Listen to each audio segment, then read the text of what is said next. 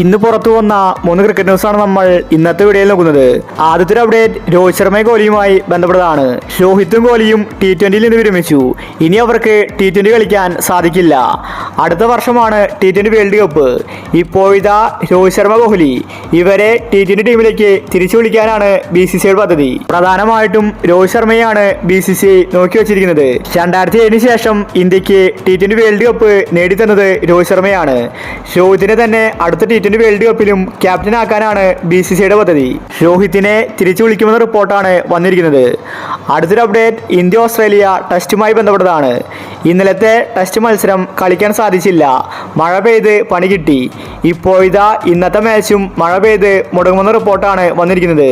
ഇനി ഇന്നത്തെ match കളിച്ചാലും Australian ടീമിന് പണി കിട്ടുമെന്നത് ഉറപ്പാണ്. കാരണം പിച്ച് നനഞ്ഞിരിക്കുന്നത് കൊണ്ട് ഓസ്ട്രേലിയൻ ടീമിന് ബാറ്റ് ചെയ്യാൻ സാധിക്കില്ല. ഇന്ത്യക്ക് പെട്ടെന്ന് വിക്കറ്റ് കിട്ടുമെന്ന റിപ്പോർട്ടാണ് പുറത്തു വന്നിരിക്കുന്നത്. ഓസ്ട്രേലിയൻ ടീമിനെ മഴ ചതിച്ചിരിക്കുകയാണ്. ഇന്ന് രാത്രിയും നല്ല മഴയാണ് അവിടെ പെയ്തിരിക്കുന്നത്. അതുകൊണ്ട് നാളത്തെ മത്സരത്തിൽ ഓസ്ട്രേലിയൻ ടീമിന് വിക്കറ്റ് പെട്ടെന്ന് പോകാൻ സാധ്യതയുണ്ട്. ഇന്ത്യക്ക് ഇത് സന്തോഷ വാർത്തയാണ്. അടുത്തൊരു അപ്ഡേറ്റ് സഞ്ജു സാംസണുമായി ബന്ധപ്പെട്ടതാണ്. സഞ്ജു നിലവിൽ T20 ടീമിൽ മാത്രമേ കളിക്കുന്നുള്ളൂ. ഇപ്പോഴത്തെ സഞ്ജുവിന് സന്തോഷ വാർത്തയാണ് വന്നിരിക്കുന്നത്. ഇന്ത്യയുടെ 3 ഫോർമാറ്റിലും സഞ്ജുവിനെ എടുക്കുമെന്ന റിപ്പോർട്ടാണ് വന്നിരിക്കുന്നത്.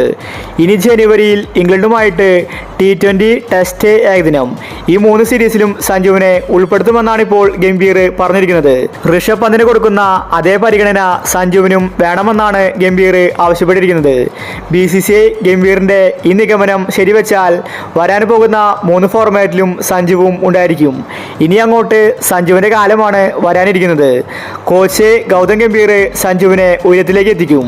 അപ്പോൾ ഇതുപോലത്തെ ക്രിക്കറ്റ് ന്യൂസിന് വേണ്ടി ഈ ചാനൽ മറക്കാതെ സബ്സ്ക്രൈബ് ചെയ്യൂ.